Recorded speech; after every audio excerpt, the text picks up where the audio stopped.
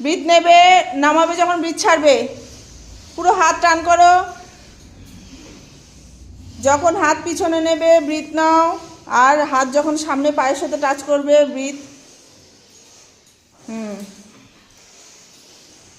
ভালো করে পুরো টানো, হাত পুরো সোজা ওপর দিকে, হাত পুরো সোজা ওপর দিকে।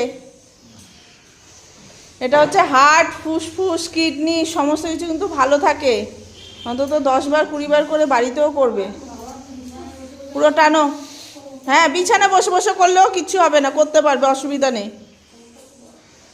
চলো আবার উল্টো পা, ওই পাটা করো, ওই পা ধরো, হাত ধরো ভালো করে,